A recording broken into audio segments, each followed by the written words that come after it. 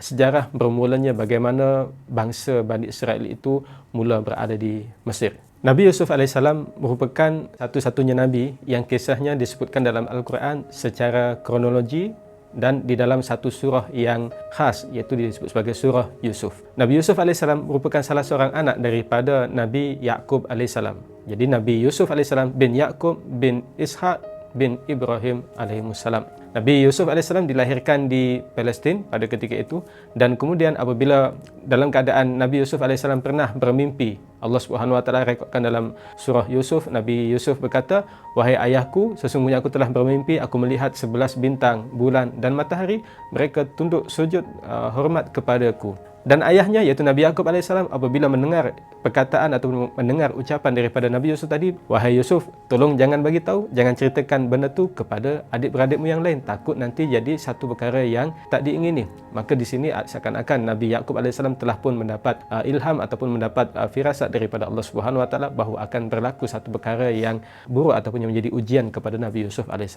Dan ringkas ceritanya memang betul, rupa-rupanya daripada kalangan 11 adik-beradiknya yang lain tadi tu ada 10 orang ataupun sebahagiannya yang selain daripada Bunyamin, mereka tak suka kepada Nabi Yusuf AS. Mereka kata seakan-akan Nabi Yaqub ni terlalu sayang dengan Nabi Yusuf AS.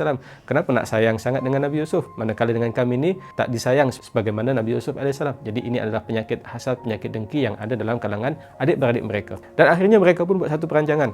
Macam mana kita nak buat Yusuf ni, kita nak bunuh ke atau macam mana? Dan apabila timbul pelbagai cadangan, akhirnya dapatlah cadangan, okey tak apalah, kita buat satu helah, kita buat satu tipu daya untuk mengelabui ayahnya iaitu Nabi Yaqub AS. Akhirnya dia pun bagi tahu kepada Nabi Yaqub, "Wahai ayah, kami nak bawa Yusuf untuk pergi ke satu tempat, untuk pergi keluar." Nabi Yaqub dah bagi tahu, "Tak payah bawa lah, aku bimbang takut jadi apa-apa dekat Yusuf nanti." Kan? Tapi apabila berlaku yang namanya pujukan daripada adik-beradiknya yang lain, dan akhirnya Nabi Yaqub AS dengan berhati pun memberikan kebenaran untuk Nabi Yusuf AS dibawa pergi dengan adik-beradiknya yang lain.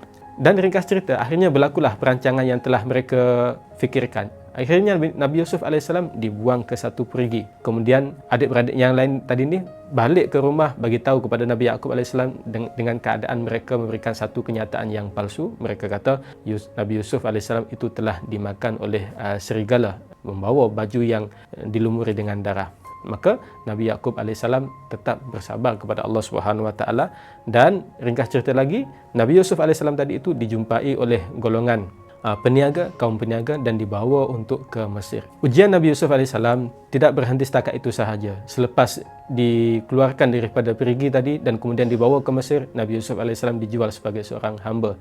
Dan kemudian apabila berada di dalam istana, Nabi Yusuf AS juga menghadapi beberapa ujian-ujian yang lain, termasuklah juga diganggu oleh Imra'atul Aziz, perempuan raja itu, dan akhirnya dipenjara. Kemudian dalam penjara Nabi Yusuf AS dapat mentakwilkan mimpi bahawa akan berlaku satu musim kemarau yang panjang, dan akhirnya mimpi itu diberitahukan kepada raja. Dan apabila perkara itu berlaku, betul-betul berlaku, maka pihak kerajaan mengetahui bahawa Nabi Yusuf AS ini memiliki yang namanya keistimewaan. Akhirnya Nabi Yusuf AS di penghujung cerita disebutkan bahawa Nabi Yusuf dilantik menjadi pembesar, salah seorang pembesar di kerajaan Mesir pada ketika itu. Dan apabila berlaku kemarau yang panjang tadi itu, penduduk-penduduk di sekitar kawasan Mesir, kemudian juga di sekitar Palestin, mereka mencari yang namanya bantuan makanan, sebab dalam keadaan yang kemarau, dalam keadaan yang tanam-tanaman tak berbuah. Dan akhirnya adik-beradik Nabi Yusuf AS yang dulunya pernah melakukan kezaliman, pernah mencampakkan Nabi Yusuf ke dalam perigi, mereka pun datang mencari bantuan, datang ke Mesir dalam keadaan mereka tak tahu sebenarnya yang mereka jumpa itu ialah Nabi Yusuf AS sendiri. Akhirnya adik-beradik Nabi Yusuf AS tu semuanya dibawa, dan keluarganya dibawa daripada Palestin, dibawa masuk ke tanah Mesir. Maka daripada sinilah sejarah bermulanya bagaimana bangsa Bani Israel itu mula berada di Mesir. Sebab kita sebutkan bahawa Bani Israel ini ialah anak-anak keturunan daripada Nabi Yaqub AS. Yaqub alias Israel yang bermaksud hamba Allah. Maka di situlah 12 orang anak Nabi Yaqub AS memulakan kehidupan di Mesir. Dan nanti kita akan jumpa bagaimana akhirnya Bani Israel ini juga akan berdepan dengan bangsa Kipti, bangsa Egypt, iaitu bangsa Fir'aun. Saya Ahmad Khairul Razikin, penulis buku siri Trilogi Palestin ini. Buku ini ditulis dalam bahasa Melayu, The Messenger of God, Kisah 13 Nabi di Bumi Palestin, khusus kepada penceritaan semua nabi-nabi yang pernah berada dekat Palestin secara terperinci. Kemudian yang keduanya ialah The Savior, iaitu pahlawan pembebas Baitul Maqdis, dengan harapan supaya kita ni memahami setiap isu berdasarkan kepada ilmu, berdasarkan kepada sejarah yang betul, bukan hanya dengan semangat semata-mata.